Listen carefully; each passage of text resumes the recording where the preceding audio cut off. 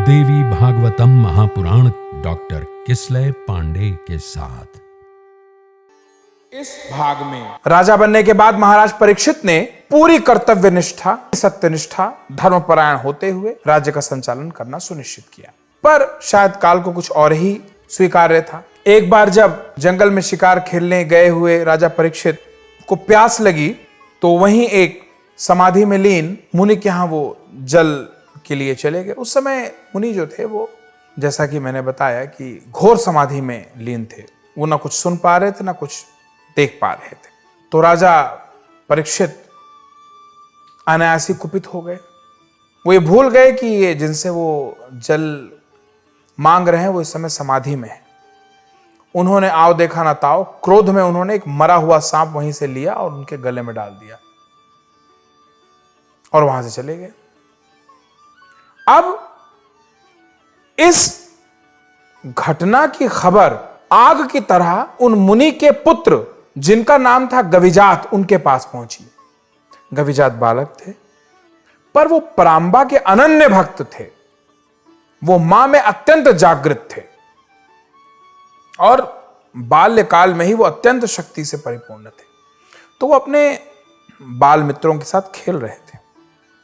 तो उनको मित्र ने एक जाके बताया कि ऐसा ऐसा ऐसा हुआ है और तुम्हारे पिता के गले में किसी ने मरा हुआ सांप डाल दिया है। गविजात अत्यंत क्रुद्ध हुए और वहीं पे खेलते खेलते ही उन्होंने हाथ में जल लिया और इस श्राप दिया कि जिस किसी ने भी मेरे पिता के गले में ये मृत सांप डाला है वो 1 सप्ताह के भीतर भीतर तक्षक नाग द्वारा काट लेने पे मृत्यु को प्राप्त होगा।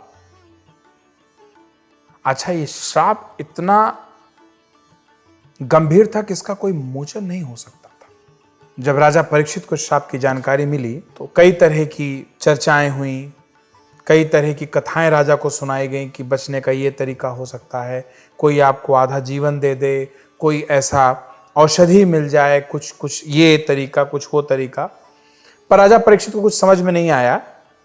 तो फिर ये सहमति बनी कि राजा को किसी सुरक्षित स्थान पे भेजा जाए, रखा जाए, जिसके पश्चात कई प्रकार की सुरक्षा से सुसज्जित 7 तलों का एक भवन बनाया गया और महाराज परीक्षित को 7वें तल पे रख दिया गया। वहां की सुरक्षा इतनी कठोर थी कि इंसान वहां पे तो वायु भी प्रवेश न कर पाए।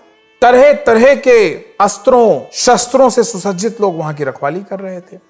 इधर यही खबर चलते चलते एक कश्यप नाम के ब्राह्मण को मिली जो मंत्र विशेषज्ञ था। उसके पास ऐसे ऐसे मंत्र थे कि वो मृत्यु को भी जीवित कर सकता था। जैसे ही उस ब्राह्मण को पता लगा कि राजा परीक्षित को तक्षक नाग द्वारा काटे जाने का श्राप मिल चुका है, वो ब्राह्मण तत्काल राजा परीक्षित के महल की तरफ चल निकला।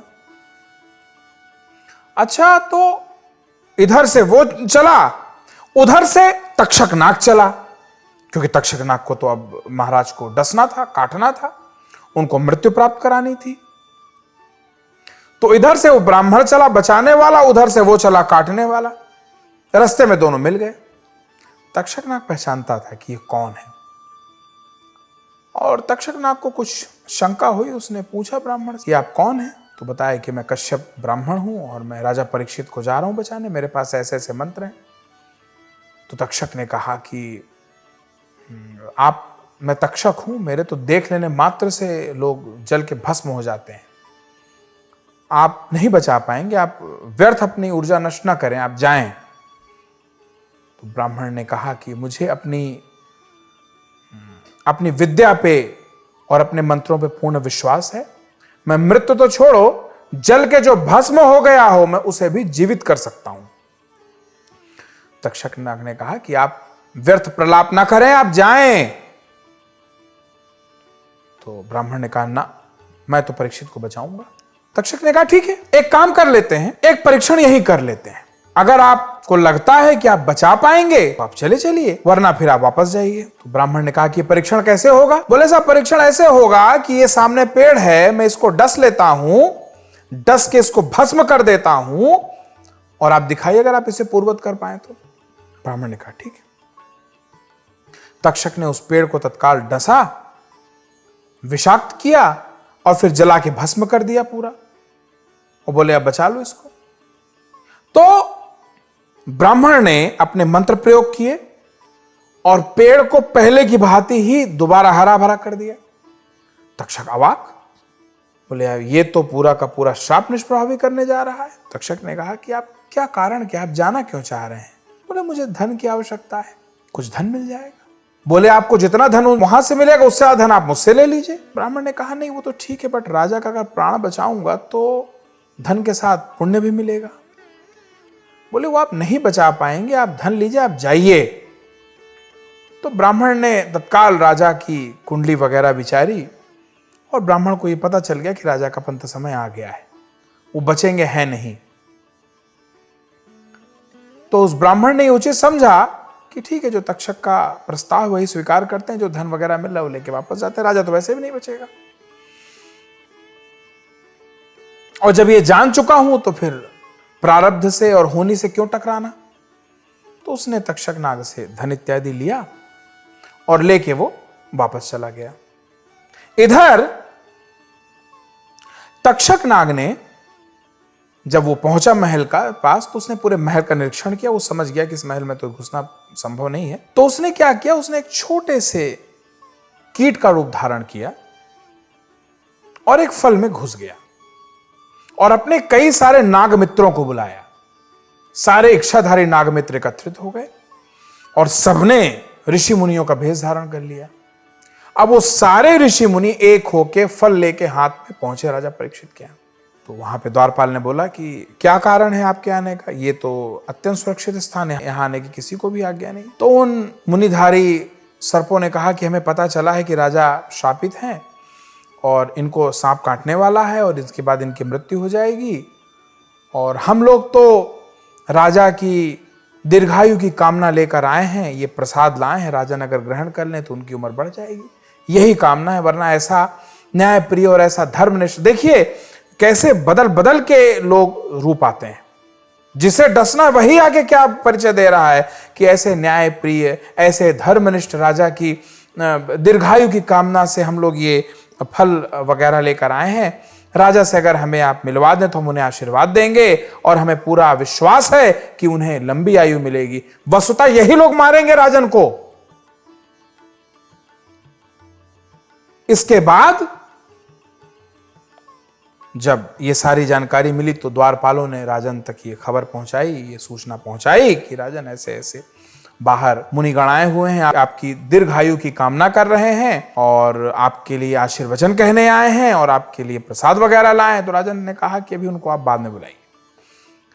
राजा को ऐसा, उस समय राजन ने कहा कि अभी हमारा कुछ और हमारे कार्य हैं, हम उसको पहले निष्पादित करेंगे, उसके बाद मुनियों से मिलेंगे, उन्हें बाद में बुलाइए। द्वारपाल ने बताया मुनियों को कि राजन अभी व्यस्त हैं और आप बाद में आइए। तो मुनियों ने कहा ठीक है हम बाद में आ जाते हैं, कम से कम ये प्रसाद तो दे दीजिए, वही प्रसाद जिसमें अंदर छुप के तक्षक नाग बैठा है। तो उन्होंने कहा कि ठीक है साहब, इतना हम कर देते हैं। द्वारपालों को लगा ये तो फल वगैरह, इसमें क्या दिक्कत है। उन्होंने वो फल ले लिया, लेके अंदर राजा के कक्ष में पहुंचा दिया। जब वो फल इत्यादि राजा के कक्ष में पहुंचे तो राजा को लगा कि ये तो प्रसाद स्वरूप फल हैं, इनको ग्रहण करना चाहिए। तो उन्होंने सारा फल अपने मंत्रियों में और द्वारपालों में बांट दिया और एक बड़ा फल खुद के लिए रख लिया, उसे खाने बैठ गए। सूर्यास्त हो रहा था, राजन ने जैसे फल खोला उसमें से उनको एक छोटा सा कीड़ा दिखाई दिया और देवयोग से राजा को प्रेरणा हुई कि इस कीट को अपने गाल पे रख के इससे कटवा लेता हूं और अब मुझे उस ब्राह्मण के दिए हुए श्राप का कोई भय नहीं होना चाहिए। ऐसी मन में विचार करते हुए उन्होंने उस कीट को अपने गाल पे रख लिया, फल से निकाल के। अब देखते क्या है कि जैसे उस कीट को अपने गाल पे रखा, अगले ही क्षण वो विशाल तक्षक में बदल गया। उसने राजा के पूरे शरीर को अपने जकड़ में ले लिया और राजा को डस लिया। साथ ही साथ विशाल अग्नि, विष वगैरह उसके मुख से निकलने लगा। सब लोग भयभीत हो गए। राजा वहीं का वहीं तत्काल उसी क्षण राजा निर्जीव होके मृत शरीर हो पड़े थे और जैसे ही तक्षक ने सुनिश्चित कर लिया कि राजा परीक्षित प्रस्थान कर गए हैं, उसने तत्काल वहां से आकाश मार्ग तरफ प्रस्थान कर गया और वो आकाश की तरफ गायब हो गया। तो फिर प्रेम से बोलिए जय माता की।